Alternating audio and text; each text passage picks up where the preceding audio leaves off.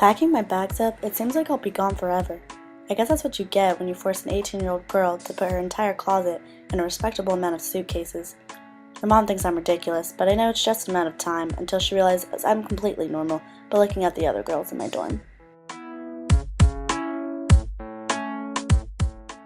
After the short 1-hour plane ride, I do finally get there, and my mom does finally realize I'm not crazy. Every other girl has the same or more ridiculed amount of clothing I have. After shamelessly setting my bags down in my new brick bunker that will serve as my dorm, I meet my floor mates in a semi-casual icebreaker game.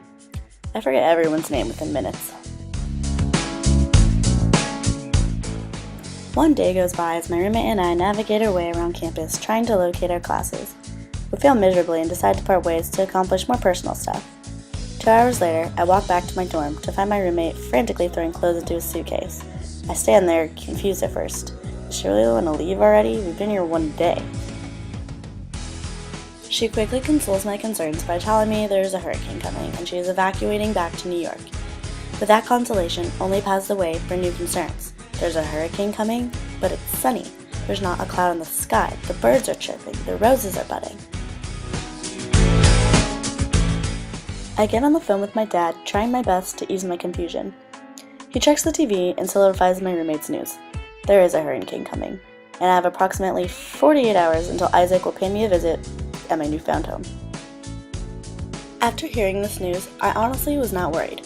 It probably had to do with the fact that I'm a Floridian. The only thing Floridians are more accustomed to than hurricanes are old people and oranges. Also, the name Isaac sounded more like an ancient Jewish prophet than a foreboding hurricane. So with my dad's approval, I decided to stay and meet this Isaac face to face. About 5 hours into the hurricane, I realized I've made a horrible mistake. Isaac is not an ancient Jewish prophet. He is Satan in a semi-liquid form. My useless silver box of a computer is without internet or battery, and my sodium levels are through the roof with the amount of salty snack foods I've been left with to eat. About 15 hours into the hurricane, I realize I am starving, and the war rations they have provided for us are useless unless you like cold canned lasagna. And about 25 hours into the hurricane, I realize I am surrounded by a bunch of freaks. 8 kids in Monroe have gotten tons for being belligerently drunk, 3 kids almost 7 vomited on the carpet, and the amount of saliva swapping is becoming ridiculous and unsanitary. Now, as hard as I want to say, my first few days at Tulane were traumatizing. I can't help but admit it was an experience I'm glad I had. I've come to terms that everyone in my dorm is crazy, and I'm okay with that. I like our crazy, and without the hurricane, we would have not bonded the way we did. I got to know people in a way I probably would not have, and in a way I probably would have never wanted to. But in the end, I think it brought my floor closer together. I've never felt more at home than I do here, and I can thank my ancient Jewish prophet for that.